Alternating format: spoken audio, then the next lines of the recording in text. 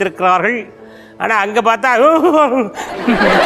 அப்படின்னு சொல்கிறத பார்க்கும்போது நம்ம கொஞ்சம் டவுட் வரத்தான் செய்யுது. இருந்தாலும் அவங்க அப்பாட்டே கேட்போம், அப்பா என்ன வேலை பார்க்குறீங்கன்னு கேளுமா. அப்பா என்ன வேலை பார்க்குற? அப்பா வந்து ஃபேக்ட்ரி ரன் பண்ணுறதுக்கு தேவையான பொருட்களை வந்து வெளியிலேருந்து வாங்கி கொடுக்குறேன். சரியா? அது வந்து ஸ்டோர்ஸில் எல்லா மெட்டீரியலும் எடுத்துட்டு எப்பப்போ ப்ரொடக்ஷன் கேட்குறாங்களோ அப்போ அந்த மெட்டீரியல் நம்ம இஷ்யூ பண்ணணும். ஏதாவது புரிஞ்சுதாம்மா? புரிஞ்சுதா? இப்போ பாப்பா சொல்ல பாருங்களேன், உங்கள் அப்பா என்ன வேலை பார்க்காங்கன்னு. இப்போ சொல்லுமா, உங்கள் அப்பா என்ன வேலை பார்க்காங்க? அப்பா வந்து கம்பெனியில் ஏதாவது மெட்டீரியல்ஸ்லாம் எடுத்துட்டு லீவ் டேயில் எடுத்துட்டு கொண்டு வந்து வீட்டுக்கு வருவாடு. இப்போ தெரிஞ்சு போச்சா? மெட்டீரியலை பூரா கொண்டு காரில் மாட்டுக்கினா நேர வீட்டில் கொண்டு மாட்டுறது.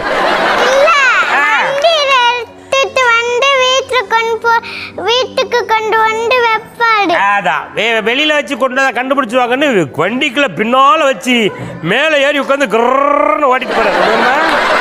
சரிம்மா, உனக்கு மம்மி பிடிக்குமா டேடி பிடிக்குமா அம்மம்மா பிடிக்குமா? டாடி. டேடி தானா? மம்மி பிடிக்காதா? ஏம்மா மம்மி பிடிக்காது? எங்க மம்மி வந்து தினமே நான் திட்டிட்டு இருக்காங்க. திட்டப்படாத ஐயா, பிள்ளைகளை யார் திட்டிய? அம்மா வந்து கோபமாக இருக்கும்போது அப்பா வந்து அவங்கள ஏதாவது சமாதானப்படுத்துறாரா? ஏய் விடு செல்லக்குட்டி, என்னம்மா அப்படி ஏதாவது சமாதானமாக பேசுகிறாரா?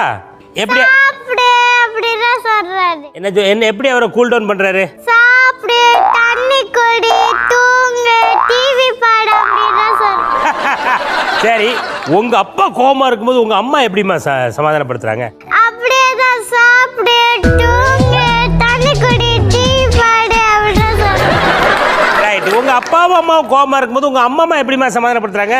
அதுவும் அப்படிதான். எப்படி?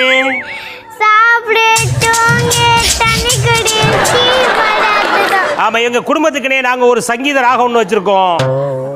சாப்பிடு தூங்கிரு.